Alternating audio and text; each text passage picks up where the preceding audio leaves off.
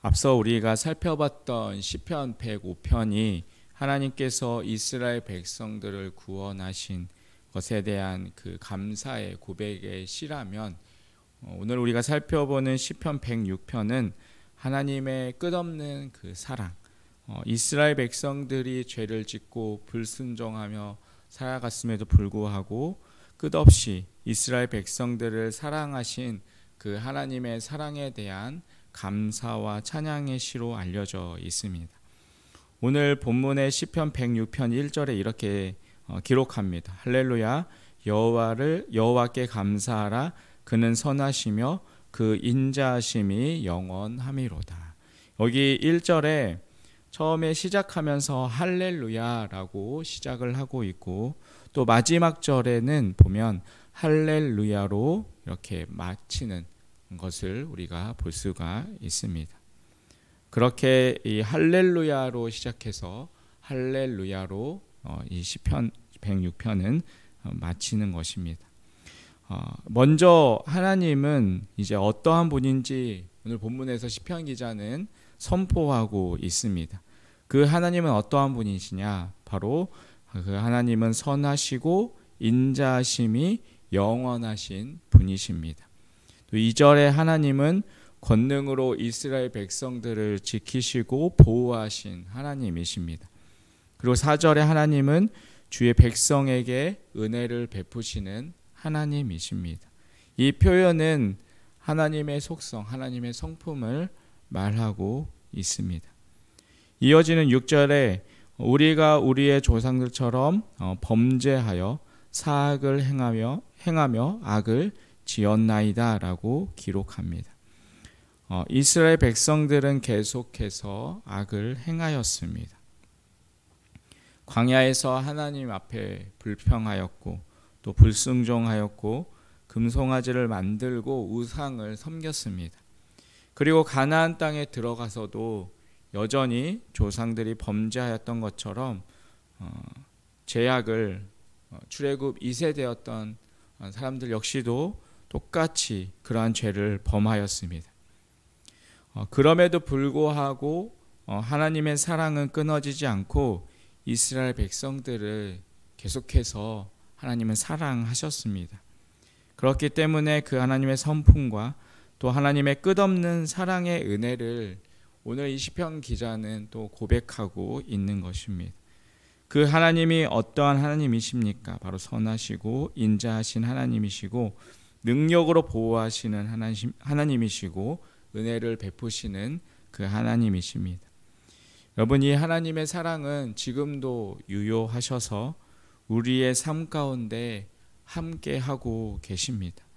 그 하나님의 은혜를 기억하는 자들이 마땅히 해야 될 것이 있는데, 그것이 바로 1절에서 5절에 살펴보면 첫 번째로는 감사하는 것입니다.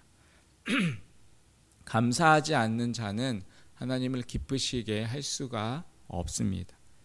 감사하면 우리의 마음 가운데 또한 하나님이 주시는 그 평강이 임하게 되는 것입니다.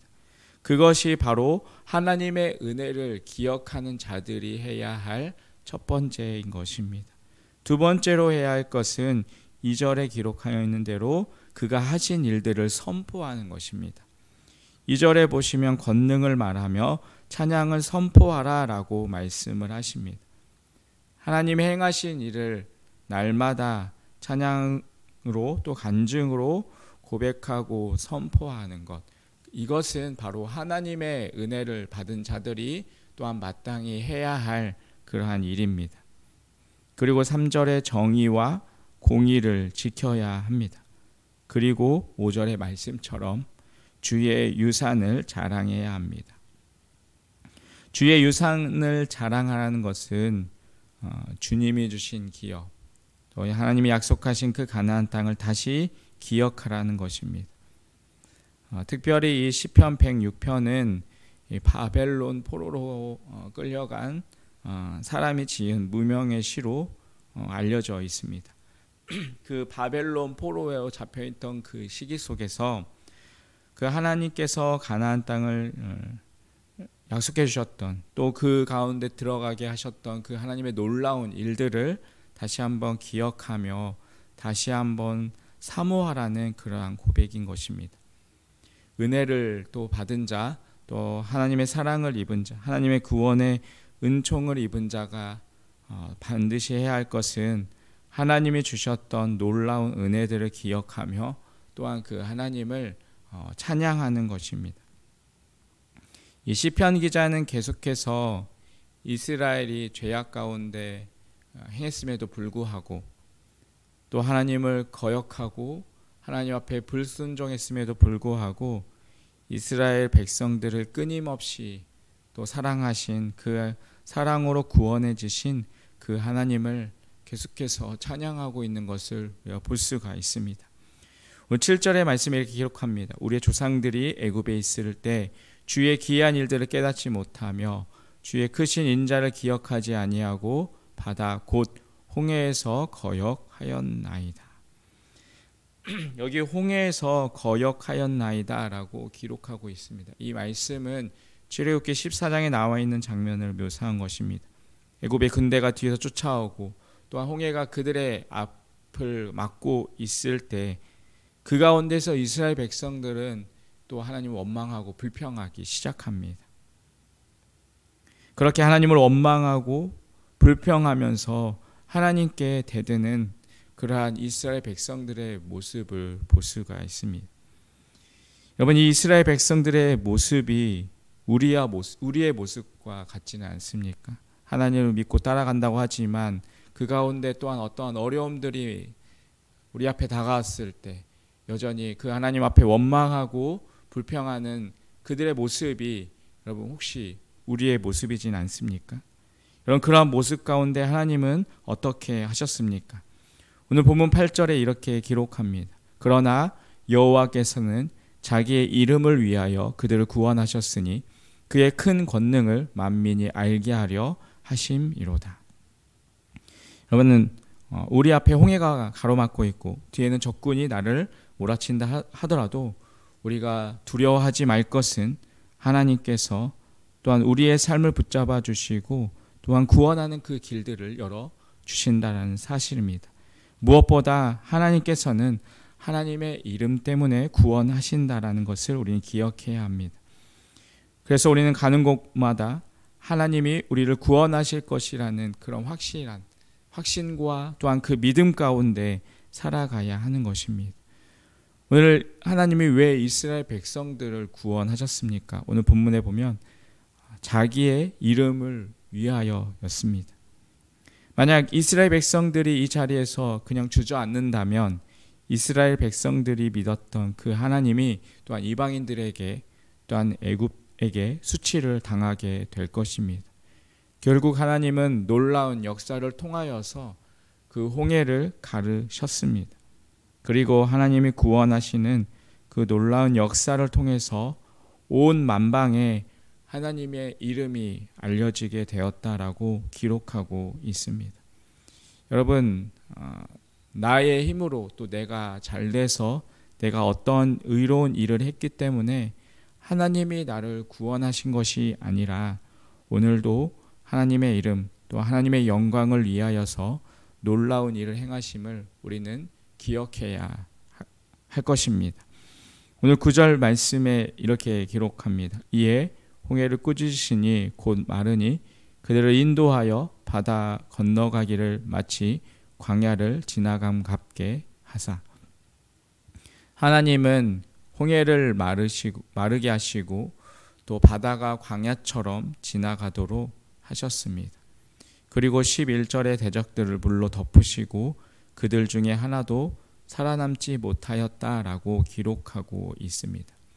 그리고 이스라엘 백성들은 그 하나님의 말씀을 믿고 하나님을 찬양하는 노래를 불렀다라고 고백하고 있습니다. 오늘 본문은 과거의 모습을 회상하고 있습니다. 자신들이 불순종하고 거역했음에도 불구하고 자신을 구원하시는 그 하나님, 또 대적들에게서 자신을 보호하시는 그 하나님, 또 광야에서 지키신 그 하나님을 찬양하고 있습니다. 여러분, 우리가 감사하는 자리, 하나님이 나를 구원해 주신 그 은혜의 자리, 그 기쁨의 자리를 기억하며 살아갈 때 우리는 오늘도 그 하나님의 인도하심을 받으며 또한 하나님의 임재 가운데 살아가게 될 줄 믿습니다.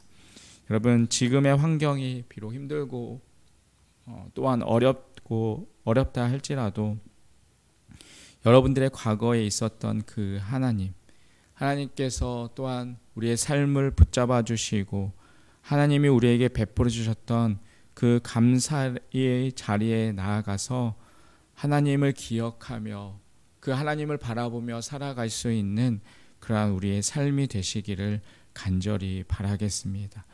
우리에게 베풀어 주셨던 그 하나님의 은혜, 그 감사의 자리에 나아가서 그 하나님을 우리가 기억하며 오늘도 우리의 삶 속에서 승리하며 살아가는 그러한 귀한 삶이 되시기를 주님의 이름으로 간절히 축원드리겠습니다. 기도하겠습니다. 하나님 아버지, 우리를 구원하신 그 하나님의 놀라운 은혜에 감사합니다. 하나님의 그 사랑과 그 인도하심을 오늘도 기억하며 감사의 자리에서 하나님께 찬양하며 살아가는 삶이 되게 하여 주시옵소서.